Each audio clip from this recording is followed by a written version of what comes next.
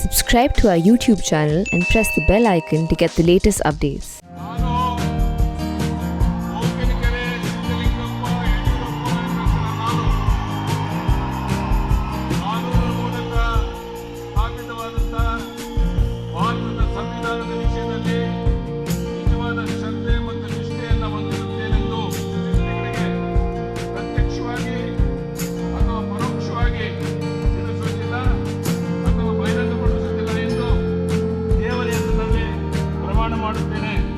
Karnataka Chief Minister B.S. Yediyurappa has completed 1 year in governance. Now, this government was brought about after he overthrew the Congress-JDS coalition headed by H.D. Kumaraswamy. It was not a simple affair. It was the BJP orchestrated Operation Kamla, or another version of Operation Kamla, which is their poaching exercise. They managed to rope in 17 MLAs from the Congress and JDS to join them so as to secure the BJP government in place. It was not an easy year for Yediyurappa, and he called it trial by fire or his Agni Pariksha. As soon as he assumed Chief Minister's office, he was faced with drought, but soon after, the devastating floods across Karnataka was seen. Just when that was being sorted out, and we have been reporting here at the print as well, how for almost 22 days, Yediyurappa was a single-man cabinet. He was awaiting the green signal from the High Command to let him expand his cabinet. And it was during this time, he single-handedly toured across the state to those areas that have been flood-affected, meeting people and convincing them that his government would do something. That was quite something for a person of his age to have gone across, and especially at a time when he did bring the BJP into power back in Karnataka. He has been having a strained relationship with the central leadership, and clearly that was being seen through the governance as well through this 1 year. But soon after then, once he managed to expand his cabinet, he did go into by-elections in December. This was to ensure that the MLAs who had shifted sides or shifted their allegiance to the BJP won. But that was not the end of his problem, because there was internal strife that started brewing within the BJP itself, with the old guard not very happy with the new guard, or the new MLAs, or the rebel MLAs who came over. Yediyurappa also was faced with the challenge that he had to keep the new rebel MLAs happy, as well as ensure that he does not upset the old guard as well. Just when that was he tried to sort that out, the COVID-19 or the pandemic struck across the world. This was the real test for Yediyurappa as well, the test of his managerial skills, test of his administrative skills, test of his 4-decade-old political skills as well. Now, why I say so is because his administrative skills in terms of how he has coordinated and cooperated with the bureaucracy to help in COVID management. In terms of his political skills, we have been reporting again here at the print about how there has been a lot of tension between his cabinet ministers, where there was a lot of competition and one-upmanship between the ministers, be it the medical education minister, the health minister, or the deputy chief ministers, trying to show who is doing better in terms of COVID management. Handling that as well has been a huge task for Yediyurappa.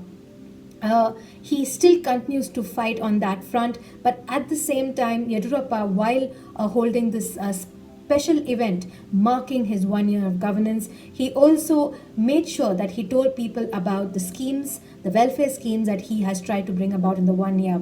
When he assumed office in July 2019, one of the first things that he said is that he is going to ensure a progressive government, a government that is stable. Now, what Yediyurappa also said, especially at this particular event, where he not only connected via social media to people to send out a message what his government has done till now, but he also connected with all the district deputy commissioners and had people also watching him live, so that they understand what he has done for the people of Karnataka, and he can showcase what he plans to do as well.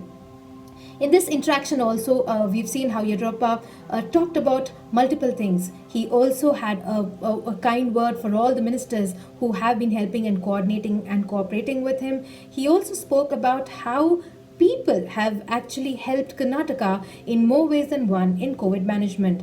There was an interesting session that took place where he had people from across various districts talking to him live about their experiences. There were nurses who are COVID warriors and had also have recovered from COVID-19. There have been farmers, especially a lady who was an onion farmer. She had shot a video of herself during the April national lockdown about how the onion farmers have been going through losses, and that particular video went viral across social media.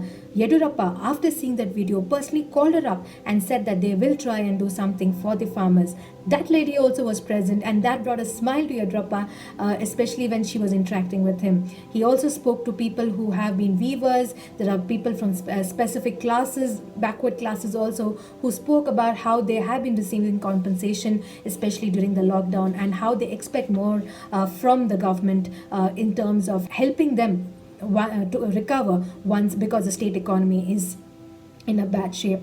That is one thing that Yedurappa has been talking about. He talked about the different welfare schemes in terms of how they have provided for the farmers, how they have given a lot of compensation and money to the weavers, taxi drivers, barbers, and different sections of people. But he also spoke about how the irrigation and the other projects that the government has put about.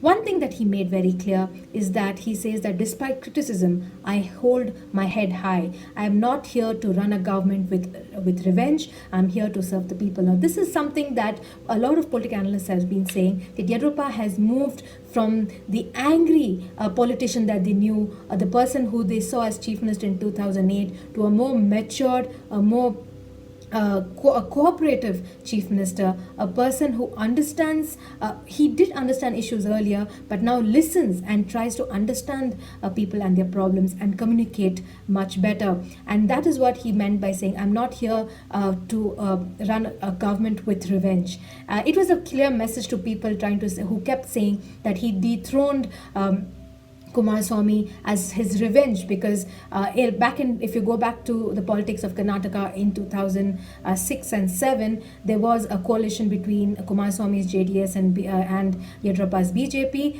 but the formula was a 20-month with the JDS and 20-month with the BJP. But when Yedurappa became the chief minister during his term, Kumaraswamy withdrew support and the government collapsed. So that is one point that Yedurappa tried to make and very clearly say that this was his government, that he is trying to actually serve the people and he's here to make that difference. He also spoke about what he is outlining for the state of Karnataka. He plans to bring the state economy back on track.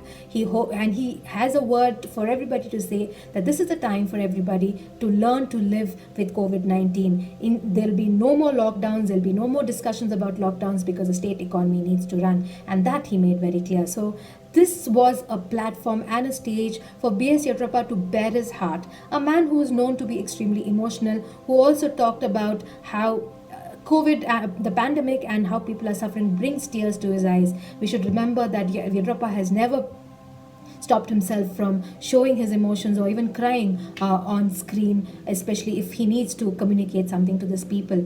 And that is one thing that a lot of now analysts are saying, that this is a mark of a man who's moved from a politician to a statesman. So as he marks his 1 year in governance, Yedurappa also hopes that he will in this year not only be able to try and slowly recover what the state government has been making in terms of its welfare promises and recover the state economy, but for the next 3 years also provide a stable government. So with this in mind, this particular digital communication and conference that he had with the very few people in physical attendance at the Vidhan Soudha, the seat of governance in Karnataka, he also spread the message to the people, saying that he is here with a mission to make Karnataka a model state. Rohini Swami in Bengaluru for The Print.